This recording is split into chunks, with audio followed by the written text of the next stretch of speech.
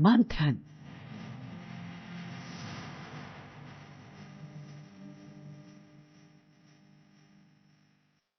ये आकाशवाणी है। प्रस्तुत है कार्यक्रम मंथन। इसके अंतर्गत सुनिए विकसित भारत रोजगार और आजीविका मिशन ग्रामीण विधेयक 2025 पर चर्चा। इसमें भाग ले रही हैं वरिष्ठ पत्रकार अदिति टंडन। कार्यक्रम का संचालन कर रहे हैं मनोज पाठक। केंद्रीय कृषि मंत्री शिवराज सिंह चौहान ने आज लोकसभा में विकसित भारत रोजगार और आजीविका मिशन ग्रामीण विधेयक 2025 यानी वीबीजी रामजी पेश किया। यह विधेयक 20 साल पुराने महात्मा गांधी राष्ट्रीय ग्रामीण रोजगार गारंटी अधिनियम 2005 का स्थान लेगा। विधेयक विकसित भारत 2047 के दृष्टिकोण के अनुरूप एक आधुनिक वैधानिक ढांचा स्थापित करने के उद्देश्य से लाया गया है। आज इस कार्यक्रम में हम इसी पर मंथन करने की कोशिश करेंगे कि यह किस रूप में विकसित भारत के सपने को साकार करने की दिशा में आगे बढ़ेगा। वीबीजी रामजी यानी मनरेगा का नया विकल्प। हमारे साथ कार्यक्रम में चर्चा के लिए आमंत्रित हैं वरिष्ठ पत्रकार अदिति टंडन। अदिति जी, कार्यक्रम में आपका स्वागत है। धन्यवाद मनोज जी। सबसे पहले तो हम यही समझना चाहेंगे कि वीबीजी रामजी क्या है और मनरेगा का स्थान लाने का औचित्य मुख्य रूप से क्या समझती हैं आप?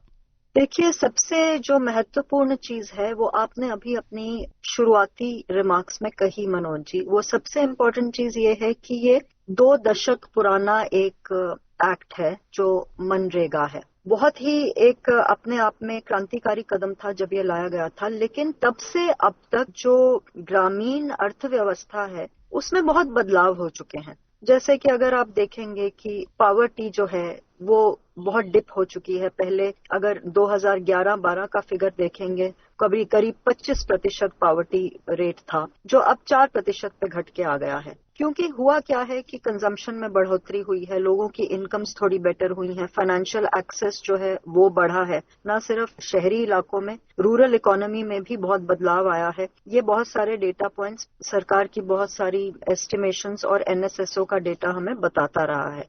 तो अब ये जो सोशल प्रोटेक्शन बेहतर हुई है और कनेक्टिविटी और डीपर डिजिटल एक्सेस जिसको हम कहते हैं हुआ है, रूरल इकोनॉमी ग्रामीण क्षेत्रों में जो काम करने का तरीका है उसमें बहुत डाइवर्सिफिकेशन हुआ है। तो इन सब के मद्देनजर ऐसा माना गया, सरकार में मंथन इस पर बहुत देर से चल रहा था। ये विधेयक अभी आया है लेकिन इस पर मंथन करीब 2-4 साल से चल रहा था कि इसमें रेवोल्यूशनरी चेंजेस की अब जरूरत है। इन्हीं चेंजेस को लाने के लिए अब ये नया मसौदा तैयार किया गया है। इसमें 4-5 महत्वपूर्ण बातें जो हैं वो ये हैं। एक तो इसका नाम बदला गया है। नाम बदलने के पीछे आज शिवराज सिंह चौहान जो ग्रामीण अफेयर्स के मंत्री हैं उन्होंने ये कहा कि हम महात्मा गांधी के आइडियल्स को आगे ले जाने की बात कर रहे हैं। उन्होंने एक आइडियल ग्राम की कल्पना की थी, परिकल्पना की थी, जो ये विधेयक करने की कोशिश करेगा। तो इसमें प्रावधान सबसे बड़ा ये है कि 100 दिन की गारंटी के बजाय 125 दिन की गारंटी है साल भर में। दूसरा ये है कि जो वेजेस हैं, मनरेगा में जो वेजेस थे वो 205 थे पर डे,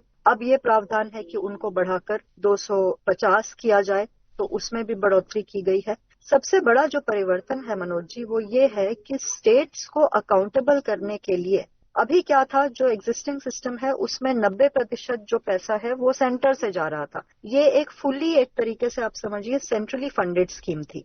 तो उसमें ऐसा पाया गया, बहुत सी ऐसी एस्टिमेशंस हुई जिसमें ये पाया गया कि स्टेट्स इन्वॉल्व नहीं हो रही। तो अब क्या है, 60-40 स्टैंडर्ड रेशो कर दिया गया है सेंटर और स्टेट की भागीदारी का। ये बहुत बड़ा बदलाव है। लिटरली आप समझिए कि 100% सेंट्रल फंडिंग से अब 60-40 रेशो आ गया, जो 60% अब सेंट्रल फंडिंग रह जाएगी। हालांकि हिमालयन स्टेट्स जो हैं और जो नॉर्थ ईस्ट के स्टेट्स हैं उसका अनुपात 90 और 10 रहेगा। 90% सेंट्रल फंडिंग रहेगी और जो यूटीज लेजिस्लेचर के बिना है उनमें 100% सेंट्रल फंडिंग अभी भी प्रावधान किया गया है इस बिल के दौरान। तो ये तो मसौदा है मोटा मोटा। इस मसौदे में बहुत बड़ा एक फंडामेंटल चेंज और किया गया है मनोज जी, जो समझना जरूरी है स्टेट्स की भागीदारी के संदर्भ में। वो चेंज ये है कि एग्जिस्टिंग स्कीम जो मनरेगा है, एग्जिस्टिंग लॉ जो है, उसमें डिमांड बेस्ड एलोकेशन हो रही थी बजट की।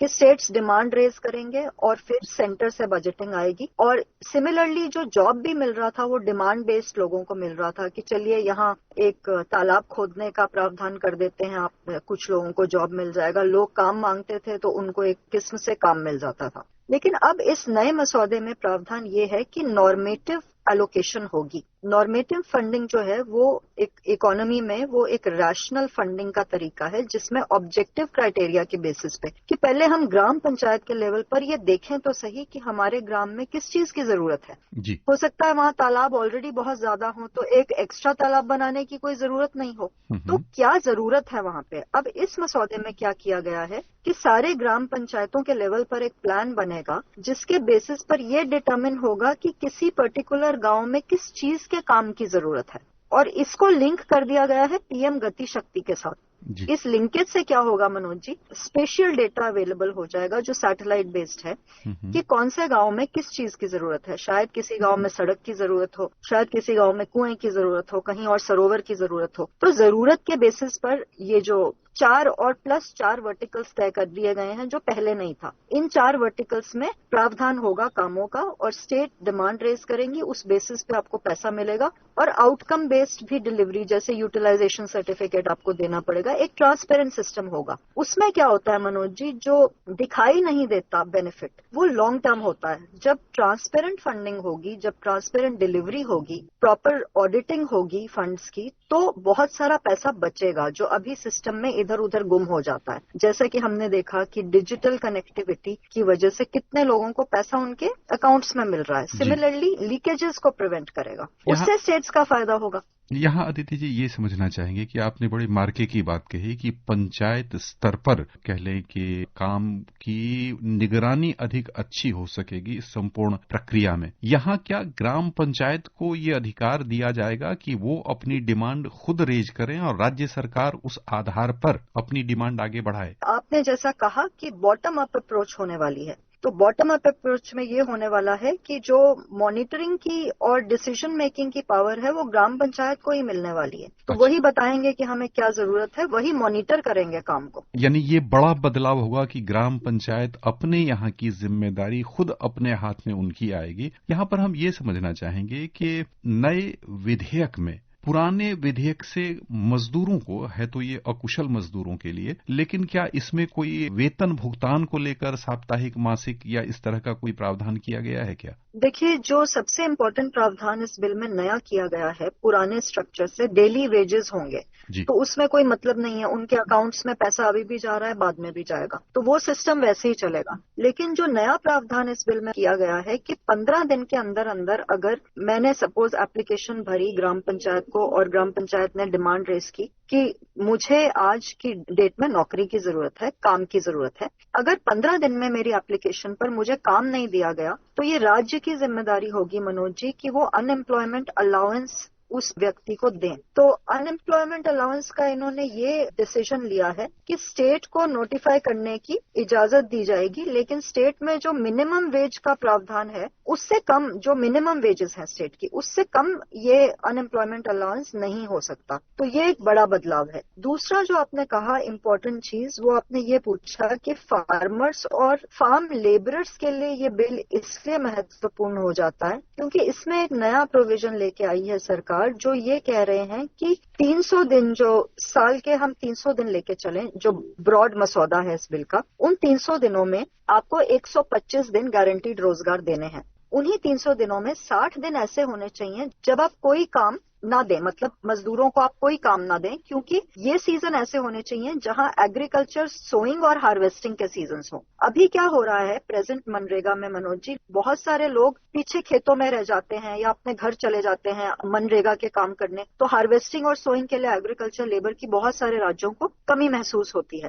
तो ये 2 बहुत बड़े बदलाव हैं एग्जिस्टिंग बिल से। और एक और चीज जो सरकार ने ध्यान में रखी है इस बिल को लाते टाइम, 2024 और 25 में एक स्टडी कमीशन हुई थी ऑडिट करने के लिए मनरेगा की, और ये पाया गया था मनोज जी कि करीब 200 करोड़ पूरे देश में हर राज्य को मिला के ऐसा फंड था जो मिस अप्रोप्रिएट हुआ था मनरेगा के अंडर। हुआ क्या था कि बहुत सारे जगहों में काम दिखा दिए गए थे लेकिन वो मटेरियलाइज नहीं हुए थे ग्राउंड में, कहीं कहीं हाथ का लेबर दिखा दिया गया था लेकिन मशीन से काम हुआ था। तो ये सब मिला के 200 करोड़ का लॉस हुआ था। प्लस ये भी पाया गया कि सिर्फ 7% ऐसे हाउस होल्ड्स थे जहां पे 100 दिन का वर्क कंप्लीट हुआ था। ये कोविड के बाद का जो इम्पोर्टेंट एक एस्टिमेशन है जो सरकार ने ध्यान में रखा नया लॉ बनाते टाइम, ये इम्पोर्टेंट डेटा पॉइंट्स हैं। यहाँ पर अदिति जी ये समझना चाहेंगे कि उद्योग जगत से कई बार आवाज आई थी, छिटपुट भी और कह लें कि समूह के रूप में, कि मनरेगा से काम करने वाले मजदूरों की जो सप्लाई है वो प्रभावित हो रही है।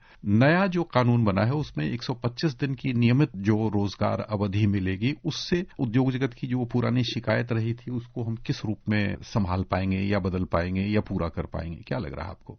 जैसा कि हमने कहा कि 60 दिन नो वर्क मैंडेटरी कर दिया गया है। हर राज्य को अपना एक फ्रीडम होगा डिसाइड करने का कि ये कौन से 60 दिन होंगे जब आप मनरेगा के काम लोगों को नहीं देंगे। तो आप अपने अपने राज्य के इंडस्ट्री के हिसाब से, अपने अपने राज्य की औद्योगिक कैपेसिटी के हिसाब से, कुछ राज्य एग्रीकल्चर डोमिनेटेड है जैसे कि आप पंजाब और हरियाणा ले लीजिए, वो पूरे ही कृषि प्रधान राज्य हैं, तो वहां पे एग्रीकल्चर लेबर के लिए बहुत जरूरत रहती है और मनरेगा में अगर लेबर चली जाए तो खेतों के लिए लेबर बचती नहीं।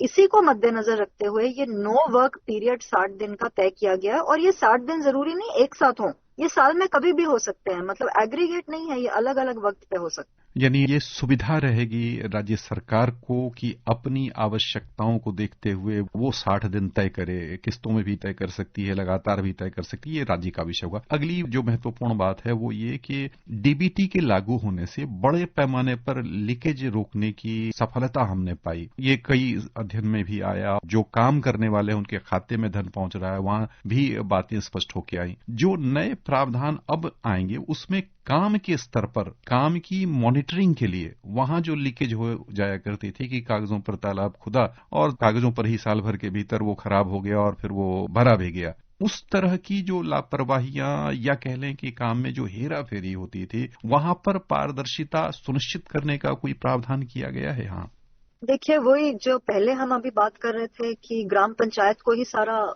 का सारा दारोमदार दे दिया गया है, वही तय करेंगे, वही मॉनिटर करेंगे, अपने स्तर पर देखेंगे।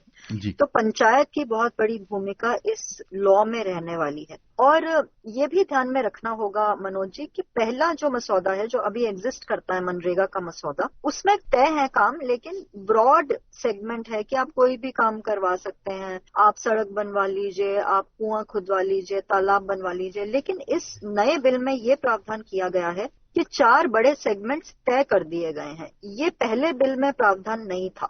अब ये जो 4 बड़े सेक्टर्स हैं जिसमें मनरेगा का काम दिया जाएगा मजदूरों को, वो क्या है? सबसे पहले तो जल संरक्षण के काम है, उसमें कुछ भी आ सकता है।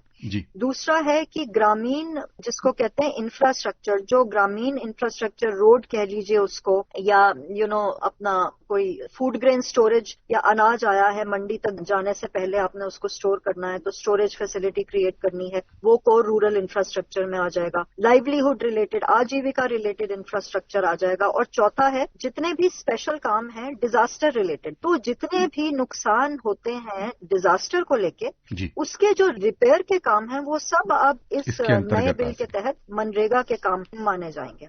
श्रोताओं की ओर से अदिति जी, हम आपको बहुत बहुत धन्यवाद देना चाहेंगे। आपने इस विधेयक जो कानून का रूप लेने वाला है उसके विविध पक्षों पर बड़े सधे हुए अंदाज में जानकारियां दी हैं। आपका बहुत बहुत धन्यवाद। धन्यवाद मनोज। अभी आप सुन रहे थे विकसित भारत रोजगार और आजीविका मिशन ग्रामीण विधेयक 2025 पर चर्चा। इसमें भाग ले रही थीं वरिष्ठ पत्रकार अदिति टंडन। कार्यक्रम का संचालन कर रहे थे मनोज पाठक। ये कार्यक्रम आकाशवाणी के समाचार सेवा प्रभाग द्वारा प्रस्तुत किया गया। इसे आप हमारे mobile app news on AIR और YouTube channel news on AIR official पर भी सुन सकते हैं। इस कार्यक्रम के संबंध में अपनी प्रतिक्रिया आप हमें ईमेल या व्हाट्सएप के माध्यम से भेज सकते हैं। ईमेल का पता है airnsdtalks@gmail.com और व्हाट्सएप नंबर है 9289094044।